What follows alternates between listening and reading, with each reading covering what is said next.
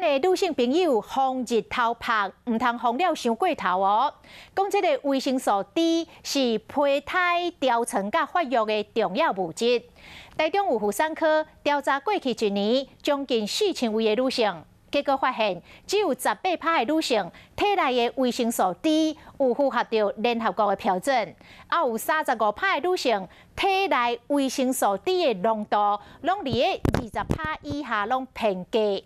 所以建议准备要有囡仔的女性朋友，爱加食一寡鱼仔甲香菇，也有逐工至少都爱晒一晒10分到15分钟。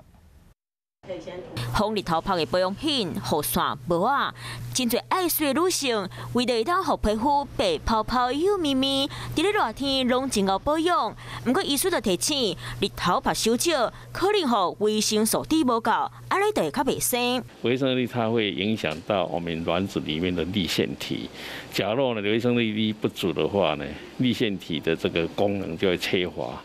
因为功能以后，它以后产生囊胚的比例就比较差，产生胚胎也比较差，那就影响到着床，造成不容易怀孕。医师讲，去年针对4000个查某人做统计，发现符合联合国标准，体内维生素 D 伫咧30%以上的女性，敢有18%，搁有关于35%的女性，体内维生素 D 伫咧20%以下，可能是因为即马大部分拢食绕口，营养无够，搁喊你晒日头，才会互维生素 D 无够。鲑鱼类的啊，气死类。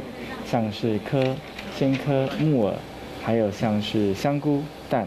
当然还有奶蛋豆类部分来说，这是我们比较好记忆去做摄取的。若是女性、男性维生素 D 若是无够，卖互情水变少，所以医师建议，想要爱有囡仔翁仔某，食食尽量莫呛嘴，两人卖当选伫咧下晡啊，紫外线无遮尔悬的时阵，去晒一10分钟到15分钟的日头，互体内会当家己去合成维生素 D。Hello， 大家好，我是乃瑜，要教给大家2个任务。第一个，华视新闻的脸书专页，你按赞了吗？还有华视新闻的 YouTube 频道，赶紧订阅起来，还要记得按赞，开启小铃铛哦。